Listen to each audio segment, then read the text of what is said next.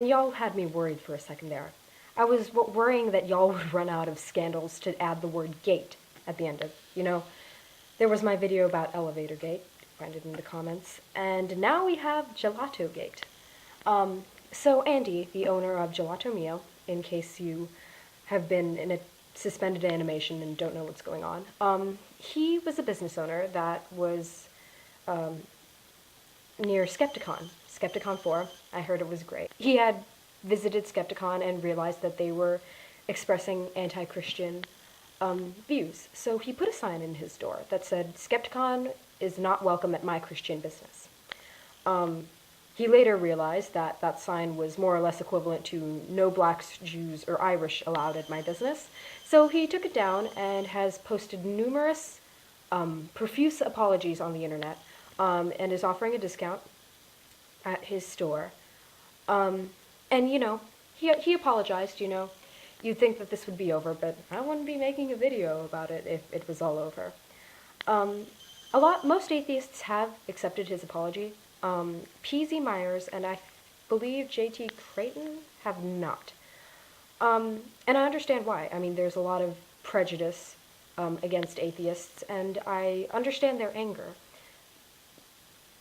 But I think we should let it go, and I have a good reason why I think we should let it go. As you may know, I spent almost all of my childhood in the Catholic Church. And when I say Catholic, I mean rosary every day, Sunday Mass, Catholic. I was baptized when I was 3 months old. And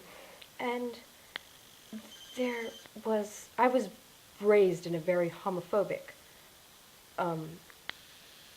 environment.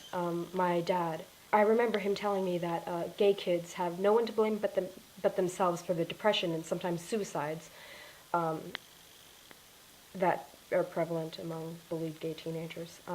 We had this book called Defending a Higher Law that was talking about the homosexual agenda and how they'd all destroy Western civilization and how we had to stop the horrible gay homosexuals from destroying everything.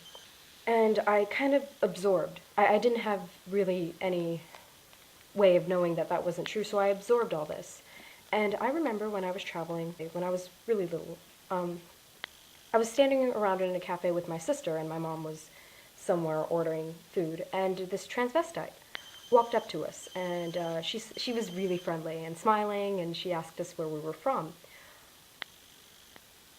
I had never seen a transvestite before, but I was told that they were sick and perverted, and their actions were intrinsically disordered. So I was pulling my sister away, and I was like, "Yeah, that's nice," and I was visibly uncomfortable, intimidated, and she had this look of hurt and confusion, like she didn't know why a young child would show that much distrust of her. And she was only trying to be friendly. I'm really ashamed of the things that I said and the way I acted towards gay people back when I bought all of that. But I decided to leave it behind when I became an atheist, and I came out as a bisexual not much later, so I think that might be a reason why I kind of internalized that homophobia and kind of took it out on other gay people. So I understand that PZ and JT, they have a right to be angry, but I really honestly think that Andy, I mean, he apologized and he seems genuinely penitent. And, I mean, even if he's not, we're not like the invisible sky wizard who can judge people based on their thoughts.